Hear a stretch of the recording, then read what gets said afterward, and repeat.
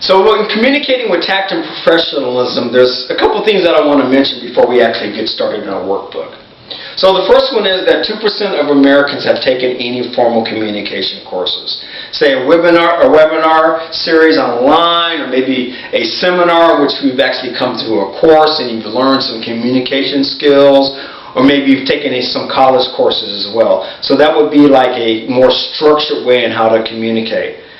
Then we have the other 98% of the people who've learned along the way. They've learned from their family, or they've learned from a mentor, or perhaps a coach or a teacher.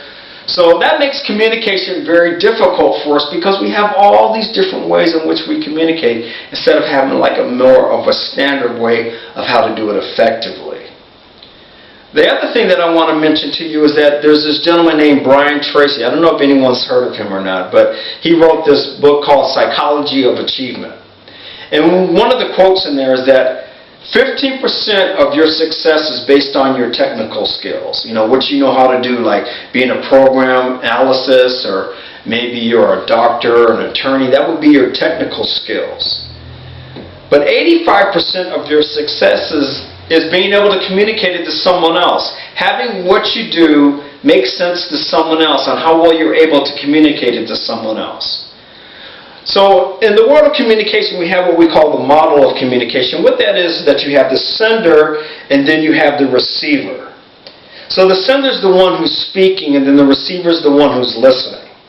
And in between the sender and the receiver, you have what we call static, which is like someone's opinions about what you're saying, or someone's belief system, or maybe they're just not interested in the subject matter that you're speaking about, and that takes them out of the conversation. They're not listening anymore. And you may see this even with yourself. You're thinking about things when someone's speaking to you and not really in the conversation. So what's important is, in communication, is listening well. And listening actually is the cornerstone of communication. It's like the foundation of being able to communicate well with someone else. So we want to take listening now to another level. And what we want to take listening is to what we call actively listen. And there's 5 basic components of that. The first one is that listening is a habit. The second one is that we're in a partial state of attention. The third one is don't anticipate. The fourth one is control your emotions. And the last one is take good notes. So let's go over them just a little bit more. So the first one, listening is a habit. We've been listening since we were little kids, and we've been listening to people talk to us or noises all our lives. And so listening has become like every day or like a habit for us. And we're not really actively listening. We're not taking it to a next level. Then we have what I said was number 2, which is the permanent state of partial attention.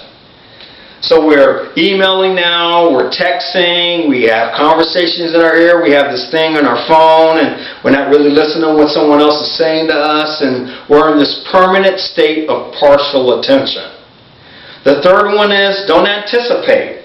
You know, you're in your head thinking about what to say next, or maybe we even like complete people's sentences, and it's perceived as maybe being rude sometimes, but we are anticipating, so we don't want to do that. We don't want to anticipate what someone's going to say or jump ahead of the game.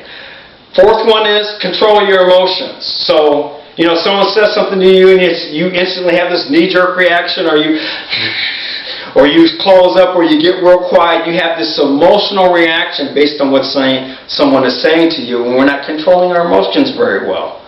And then the fifth one is to take notes. It's helpful to take notes. You know, really when someone's on the phone and they're talking to you, take some notes. So that keeps you on track of what they're saying and that we're actually listening, or what we call actively listening to the conversation. So let's go over those 5 things just real quick. The first one is listening is a habit. The second one is that we're in a permanent state of partial attention. The third one is don't anticipate. The fourth one is control your emotions. And the last one is to take good notes.